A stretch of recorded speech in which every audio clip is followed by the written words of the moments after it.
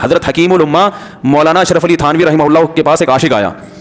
اس نے کہا ایک گھوسن کہتے ہیں نا وہ جو گوالے ہوتے ہیں نا, ان کی عورتیں جو دودھ بیچتی ہیں, تو ایک دودھ والی عورت پہ یہ عاشق ہو گیا تھا اور نکاح کا کوئی چانس ماس تھا نہیں.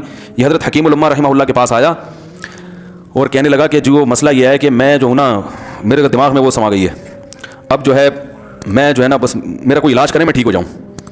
ہاں کہنے لگا مجھے وہ دلا دیں آپ اللہ والے ہیں, بہت پہنچے ہوئے بزرگ ہیں, تو بس آپ کسی طرح اللہ سے مانگیں وہ مجھے مل جائے. تو حکیم الامہ نے فرمایا کہ دیکھو بھائی, پہلے تو استخارہ کرو.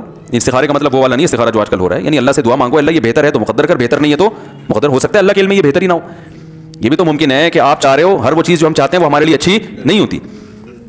تو اللہ سے پہلے دعا مانگو اور پھر جو ہے وہ پیغام بھیجو. اگر نہیں قبول ہوتا تو پھر اپنا دماغ یہاں سے ہٹاؤ. اور دماغ ہٹانے کا طریقہ یہ ہے کہ اس کا جان بوجھ کر تصور نہ کرو. میں نے پورا واقعہ ایسے سنا رہا ہوں کہ کوئی عاشق بیٹھا ہو تو وہ سن لے کہ اس طرح سے علاج ہوگا.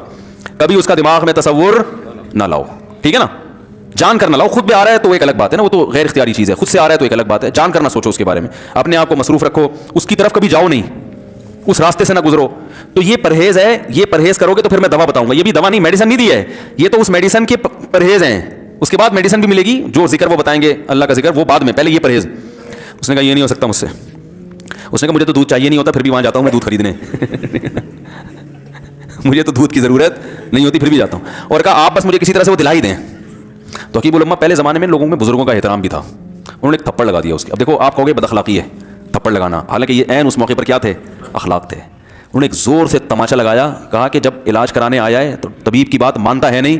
اب ڈاکٹر اگر کسی مریض کو کہا یہ کرو وہ کرو, کہہ رہا میں یہ نہیں کروں گا, تو ڈاکٹر کہتا ہے یہاں سے میرا ٹائم کیوں ضائع کر رہے ہیں. ایک تھپڑ لگایا اس کے زوردار نا, بولا جب آئے ہو ہم سے علاج کرانے کے لیے اور ہماری مانتے نہیں ہو تو ٹائم کیوں ضائع کرو ہمارے. زور سے تماچا لگایا. لوگوں میں صلاحیت تھی پہلے زمانے میں. اگلے دن آیا کہہ رہا ہے آپ کے اس تماچے کے ساتھ ہی میرا عشق ختم تماچا لگائے اور عشق ختم. حکیم الامہ کو حکیم الامہ اس لیے تو کہتے تھے کہ وہ جانتے تھے کہ اس کا کیسے علاج ہوگا. اس کا علاج تمیز سے نہیں ہو سکتا اس کو یہ ہے کہ زبردستی اس کے کولے میں انجیکشن ٹھوک دو, تو وہی کیا انہوں نے.